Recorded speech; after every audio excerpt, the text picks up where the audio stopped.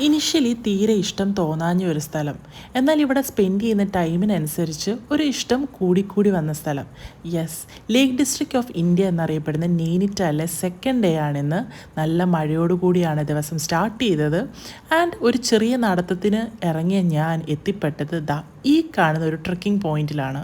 China peak അഥവാ Naina peak എന്ന് പറയുന്ന ഈ ഒരു ട്രെക്കിംഗ് സ്പോട്ടിലേക്ക് വൺ സൈഡ് ഡിസ്റ്റൻസ് വരുന്നത് 3 കിലോമീറ്റേഴ്സ് ആണ്. അങ്ങോട്ടേക്ക് അറൗണ്ട് 1.5 to 2 hours ഒക്കെ എടുക്കും ടോപ്പിലെത്താനായിട്ട്. കാരണം കുറച്ച് സ്റ്റീപ്പ് കയറ്റമൊക്കെയാണ് വരുന്നത്. തിരിച്ച് കുറച്ചുകൂടെ ഈസി ആയിട്ട് നമുക്ക് ഇറങ്ങി വരാൻ പറ്റും. നൈനിറ്റാലിലെ തന്നെ ഹയസ്റ്റ് പോയിൻ്റ് ആണ് ഈ ഒരു നെയ്ന പീക്ക്. ആൻഡ് ഒരാൾക്ക് വരുന്ന ചാർജ് 50 റുപ്പീസാണ്. ഇത് നെയ്ന കിൽബറി എക്കോ ടൂറിസം സോണിന് അണ്ടറിൽ വരുന്ന ഒരു നേച്ചർ ട്രെയിലാണ്. കുറച്ച് എഫേർട്ടൊക്കെ വേണമെങ്കിലും ഒരു easy to moderate kind of ട്രെയിലാണ് വരുന്നത്. പക്ഷെ നല്ല ബ്യൂട്ടിഫുൾ റൂട്ടിലൂടെയാണ് ഇങ്ങനെ നടന്നു പോകുന്നത്. ഈ കാണുന്ന പോലെ നല്ല പച്ചപ്പും കാടും ഒക്കെയുള്ള ഏരിയാസിലൂടെയാണ് നമ്മൾ ഫുൾ ട്രെയിലിങ്ങനെ പോകുന്നത്. ഇവിടെ വരുമ്പം 2 റൂട്ട് കാണുന്നുണ്ട്. ഇവിടെ നമ്മളിവിടെ താഴെ പറഞ്ഞ് പോളില്ലേ, മറ്റേ ഇലക്ട്രിക് പോസ്റ്റ്, അത് ഫോളോ ചെയ്ത് പോകാനാണ് പറഞ്ഞത്. ദാറ്റ് മീൻസ് ഇതാണ് റൂട്ട്. Let's go. അമ്മേ, വയ്യാണ്ടായിരിക്കണു. ഞാൻ എൻ്റർ ചെയ്തപ്പോൾ തന്നെ ഒരു ഗ്രൂപ്പ് ഓഫ് ബോയ്സും എൻ്റെ പുറകെ തന്നെ ഉണ്ടായിരുന്നു. സോ എല്ലാവരും ഇങ്ങനെ ഇടയ്ക്ക് റെസ്റ്റൊക്കെ എടുത്ത് പതുക്കെയൊക്കെയാണ് നടന്നു വരുന്നത്. പിന്നെ ഇടയ്ക്ക് കുറച്ച് കൺഫ്യൂസിങ് ആവും ട്രെയിൽ. പക്ഷേ ഇനിഷ്യലി തന്നെ ആ ടിക്കറ്റ് കൗണ്ടറിൻ്റെ അവിടെ നിന്ന് പറഞ്ഞായിരുന്നു ഇലക്ട്രിക് പോൾസ് റൂട്ട് നോക്കി വേണം പോകാൻ എന്നുള്ളത്. സോ ഞാൻ അത് ഫോളോ ചെയ്താണ് പോയത്. അപ്പം ഈ ബാക്കിൽ വന്ന ആൾക്കാർ കുറച്ച് കൺഫ്യൂസ്ഡ് ആയി ഇടയ്ക്ക്. അപ്പോൾ അവർ വിചാരിച്ചു ഞാനിവിടെ ഓൾറെഡി എനിക്ക് ഈ സ്ഥലവും പരിസരവും ഈ ട്രെക്കിങ്ങും ഒക്കെ നല്ല പരിചയമുള്ള ആളാണ്. കാരണം ഞാനിങ്ങനെ ട്രെയിനിൽ വലിയ കൺഫ്യൂസ്ഡ് ആവാതെ നടന്നു പോകുന്നത് കണ്ടപ്പോൾ. അപ്പോൾ അവരെന്നെ ഫോളോ ചെയ്ത് വരുമായിരുന്നു. ഇടയ്ക്ക് വെച്ച് അവരെന്നോട് ചോദിച്ചു ലൈക്ക് ഇനി എത്ര ഡിസ്റ്റൻസ് കൂടെ ഉണ്ട്, ഒത്തിരി ഉണ്ടോ എന്ന് ചോദിച്ചപ്പോൾ ഞാൻ പറഞ്ഞു ഞാനും ഇവിടെ ഫസ്റ്റ് ടൈമാണ്, ഞാനും ഇങ്ങനെ ഒരു ഊഹത്തിനൊക്കെ അങ്ങ് പോവാണ് എന്ന് പറഞ്ഞപ്പോഴാണ് അവരും സർപ്രൈസ്ഡ് ആയത്. അവർ എൻ്റെ ഒരു കോൺഫിഡൻസ് ഒക്കെ കണ്ടപ്പോൾ വിചാരിച്ചു ഞാനിവിടെ ഡെയിലി വന്നു പോകുന്ന ഒരാളാണെന്ന്. സോ അങ്ങനെ കുറച്ച് പേരെയൊക്കെ ഇടയ്ക്ക് ഇൻ ബിറ്റ്വീൻ കാണാമായിരുന്നു. ഇങ്ങനെ ട്രെക്കിംഗ് മുകളിലോട്ടേക്ക് ചെയ്യുന്നതും പിന്നെ എല്ലാം കണ്ട് തിരിച്ച് ഇറങ്ങുന്നവരെയൊക്കെ കാണാൻ പറ്റുമായിരുന്നു. അങ്ങനെ കണ്ടിന്യൂ ചെയ്ത് ഓൾമോസ്റ്റ് എത്താനായി.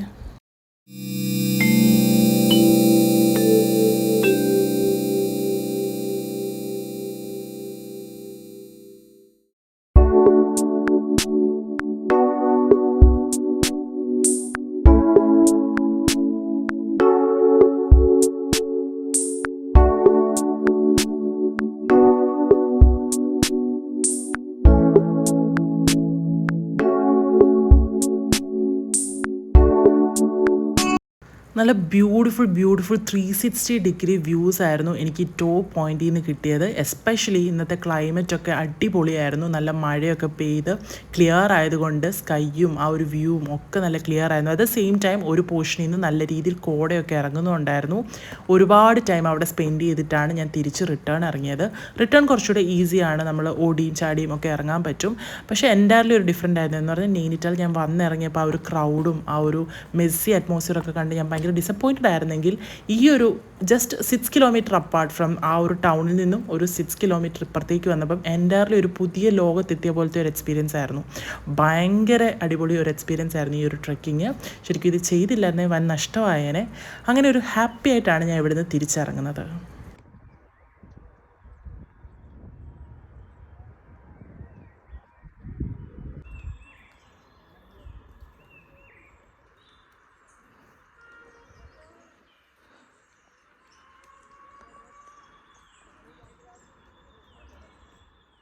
ട്രെക്കിംഗ് ഒക്കെ കഴിഞ്ഞ് താഴെ എത്തിയപ്പോഴാണ് ഹിമാലയ ദർശൻ വ്യൂ പോയിൻ്റ് എന്നുള്ളൊരു വ്യൂ പോയിൻ്റ് ഒരു 500 മീറ്റേഴ്സ് ഫ്രണ്ടിലേക്ക് നടന്നാൽ കാണാൻ പറ്റുമെന്ന് അറിഞ്ഞത്. അപ്പോൾ എന്താണ് അവിടെ കാണാനുള്ളതെന്ന് അറിയാൻ വേണ്ടി ഞാനും ഇങ്ങോട്ടേക്ക് വന്നു. അത്യാവശ്യം ക്രൗഡഡ് ആണ്, റോഡ് സൈഡിൽ തന്നെയുള്ളൊരു വ്യൂ പോയിൻ്റ് ആണ്.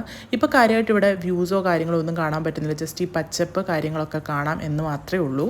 ക്ലിയർ ഡേയ്സിൽ ഇവിടെ നിന്നാൽ ഹിമാലയൻ പീക്സ് ആയിട്ടുള്ള നന്ദാദേവി, തൃശ്ശൂർ, നന്ദാകോട്ട് പോലുള്ള പീക്സിൻ്റെ ഒക്കെ വ്യൂ കാണാൻ പറ്റുമെന്നാണ് പറയുന്നത്. പക്ഷേ ഇപ്പം മഴയും ഒരു ക്ലൗഡിയും ഒക്കെ ആയതുകൊണ്ട് അത്ര നല്ല വ്യൂ ഒന്നും അല്ല ഇവിടുന്ന് കിട്ടുന്നത്. ജസ്റ്റ് ആൾക്കാരൊക്കെ വന്ന് വ്യൂ പോയിന്റിൽ നിന്ന് ഫോട്ടോസൊക്കെ എടുത്ത് തിരിച്ചു പോകുന്നതായിട്ടാണ് കാണാൻ പറ്റുന്നത്.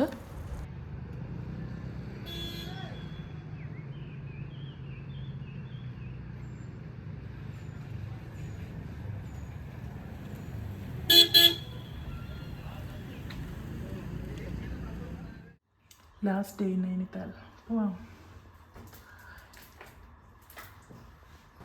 ഈ ട്രിപ്പിലെ സ്ഥിരം ഭക്ഷണമായിട്ടുള്ള ആലു പറാത്തയിൽ നിന്നും ഇന്നൊരു ബ്രേക്ക് എടുത്ത് ഞാൻ ഹോസ്റ്റലിൽ നിന്ന് തന്നെയാണ് ഇന്ന് ബ്രേക്ക്ഫാസ്റ്റ് കഴിച്ചത്. പൂരിയായിരുന്നു ഇവിടെ ബ്രേക്ക്ഫാസ്റ്റ്. 70 രൂപയാണ് ബ്രേക്ക്ഫാസ്റ്റിന് റേറ്റ് ആയത്. അത്യാവശ്യം ഡീസൻറ്റ് ഫുഡായിരുന്നു. അങ്ങനെ ഇന്നത്തെ ദിവസം സ്റ്റാർട്ട് ചെയ്യുകയാണ്. നൈനിറ്റാലിലെ തന്നെ ലാസ്റ്റ് ആയതുകൊണ്ട് ഒരു കുട്ടി ട്രെക്ക് കൂടെ ചെയ്യണമെന്ന് ആഗ്രഹം ഉണ്ടായിരുന്നു. അങ്ങനെ സെർച്ച് ചെയ്ത് കണ്ടുപിടിച്ചൊരു സ്ഥലമാണ് ടിഫിൻ ടോപ്പ് നേച്ചർ ട്രെയിൽ. ഇത് അറൗണ്ട് 1.5 കിലോമീറ്റേഴ്സ് ആണ് വൺ സൈഡ് ഡിസ്റ്റൻസ് വരുന്നത്. ആൻഡ് അറൗണ്ട് 1 അവറിൽ നമുക്ക് ടോപ്പിലെത്താൻ പറ്റും. ഈ ഡിസ്റ്റൻസ് ഇവിടുന്നാണ് ഈ 1.5 കിലോമീറ്റേഴ്സ്. ഓൾറെഡി എൻ്റെ ഹോസ്റ്റലിൽ നിന്ന് ഓൾറെഡി ഒരു 1.5 കിലോമീറ്റേഴ്സ് ഉണ്ടായിരുന്നു. അങ്ങനെ ഇതെല്ലാം ഞാൻ നടന്നു തന്നെയാണ് വരുന്നത്. ആൻഡ് ഇവിടെ വന്ന് എൻട്രൻസ് ചെയ്ത് ടിക്കറ്റ് എടുത്തു. ഒരാൾക്ക് ഇവിടെയും 50 രൂപ തന്നെയാണ് ചാർജ് വരുന്നത്. ആൻഡ് ട്രെക്കിങ് സ്റ്റാർട്ട് ചെയ്തു. ഒരുപാട് മരങ്ങളൊക്കെയുള്ള ഫോറസ്റ്റിൽ കൂടാണ് മേജറായിട്ടുള്ള ഈ ട്രെക്കിംഗ് ട്രെയിൽ വരുന്നത്. ഇത് അത്യാവശ്യം ക്രൗഡഡ് ഒന്നും അല്ലായിരുന്നു. തീരെ ആൾക്കാരില്ലായിരുന്നു കയറുന്ന സമയത്തൊക്കെ. ഒരു നല്ല പീസ്ഫുള്ളായിട്ടുള്ള ട്രെയിൽ തന്നെയായിരുന്നു. ഡൊറോത്തി കെല്ലറ്റ് എന്നുള്ളൊരു ഇംഗ്ലീഷ് ആർട്ടിസ്റ്റ് ബ്രിട്ടീഷ് കൊളോണിയൽ സമയത്ത് നൈനിറ്റാലിൽ താമസിച്ചിരുന്നു.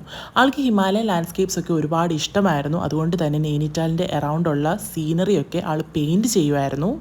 എന്നാൽ വളരെ ചെറിയ പ്രായത്തിൽ തന്നെ ഒരു എയർപ്ലെയിൻ ക്രാഷിൽ ദൊറോത്തി മരിച്ചുപോയി. ഈ മൗണ്ടെയ്ൻസ് ഒക്കെ നോക്കി ഇവിടെ ഒരുപാട് നേരം സ്പെൻഡ് ചെയ്യാൻ ഇഷ്ടമുള്ള ദൊറോത്തിയുടെ മെമ്മറിക്ക് വേണ്ടി ആളുടെ ഹസ്ബൻഡ് ഇവിടെ ഒരു സ്റ്റോൺ ബെഞ്ച് പണിതിട്ടു. അതുകൊണ്ടുകൂടി ഈ ഒരു വ്യൂ പോയിന്റിന് ദൊറോത്തി സീറ്റ് എന്നൊരു പേരും കൂടെ ഉണ്ട്.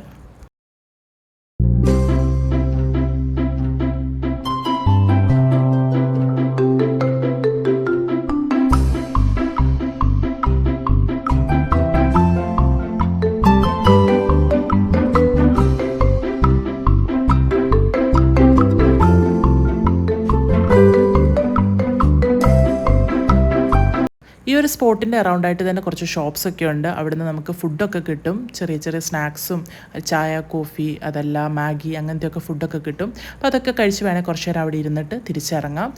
നടക്കാനൊക്കെ ബുദ്ധിമുട്ടുള്ളവരാണെങ്കിൽ ഇവിടെ ഹോൾസൊക്കെ ഉണ്ട്. പക്ഷേ നടന്നു കയറാനുള്ളതേ ഉള്ളൂ. അത്ര ഡിഫിക്കൽട്ടായിട്ടുള്ള ഒരു ട്രെയിലൊന്നും അല്ല. ചില മനുഷ്യരെയൊക്കെ ഇനിഷ്യലി നമ്മൾ കാണുമ്പോൾ റോങ്ലി ഇൻ്റർപ്രറ്റ് ചെയ്യാറില്ലേ? ഓ, ജാടയാണ്, മൊരടനാണ്, ദേഷ്യക്കാരനാണ്. പക്ഷെ കുറച്ച് ടൈമൊക്കെ സ്പെൻഡ് ചെയ്യുമ്പോഴായിരിക്കും നമ്മൾ ചിന്തിച്ചൊക്കെ തെറ്റാണ്, വേറെ തന്നെ ഒരു ഫേസ് ആൾക്കുണ്ടെന്നുള്ളത് മനസ്സിലാവുന്നത്. സെയിം തിങ് ആയിരുന്നു എനിക്കിവിടെ വന്നപ്പം ഈ ഒരു സിറ്റിയോടും തോന്നിയത്. നൈനിറ്റാലിൽ വന്നപ്പം എനിക്ക് തോന്നിയത് എന്തിനാ ഞാനിവിടെ വന്നത്, ഈ ഒരു സിറ്റിയിൽ നിന്ന് എങ്ങനെയെങ്കിലും പോയാൽ മതി എന്നൊക്കെയായിരുന്നു എൻ്റെ ഇനീഷ്യൽ ഇംപ്രഷൻ.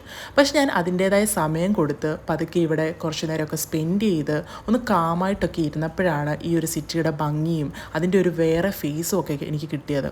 ഒരു നൈറ്റ് പോലും എനിക്കിവിടെ സ്പെൻഡ് ചെയ്യണ്ട എന്ന് വിചാരിച്ച് ഞാൻ തിരിച്ച് ബസ് സ്റ്റാൻഡിലേക്ക് നടന്ന ഞാൻ 3 ദിവസം ഫുൾ മനസ്സോടെയാണ് ഞാൻ ദിവസവും എക്സ്റ്റെൻഡ് ചെയ്ത് പോയിക്കൊണ്ടിരുന്നത്. ആൻഡ് ഞാൻ വിചാരിച്ചതിലും അപ്പുറം എനിക്ക് കാണാൻ പറ്റി. എനിക്ക് ഭയങ്കര ഒരു ഗുഡ് ടൈം ആയിരുന്നു നൈനിറ്റാൽ തന്നത്. എന്തോ ഒരു ഭയങ്കര പീസ് ഓഫ് മൈൻഡൊക്കെ കിട്ടിയായിരുന്നു. ആൻഡ് വളരെ ഹാപ്പി ആയിട്ടാണ് ഞാൻ നൈനിറ്റാൽ വിടുന്നത്. സ്ഥലമായാലും മനുഷ്യരായാലും എന്ത് തന്നെ ആയാലും നമുക്ക് ഇനിഷ്യലി തോന്നുന്ന ഇമ്പ്രഷൻ മാത്രമല്ല ശരി എന്നുള്ളത് ഞാനും ഈ ഒരു ട്രിപ്പിൽ പഠിച്ച ലെസനാണ്. ഇങ്ങനെ ഓരോ യാത്രയിലും ഓരോ കാര്യങ്ങൾ നമുക്ക് റിയലൈസ് ചെയ്യാനൂടെ കിട്ടുന്ന ഒരു ഓപ്പർച്യൂണിറ്റിയാണ്. സോ അത്രയൊക്കെയുള്ളൂ നൈനിറ്റാലിൽ ഞാൻ കണ്ട കാഴ്ചകളും ചെയ്ത ട്രെക്കിങ്ങും ഒക്കെ. അപ്പോൾ പുതിയൊരു കാഴ്ചയും പുതിയ വിശേഷങ്ങളൊക്കെ ആയിട്ട് വീണ്ടും കാണാം.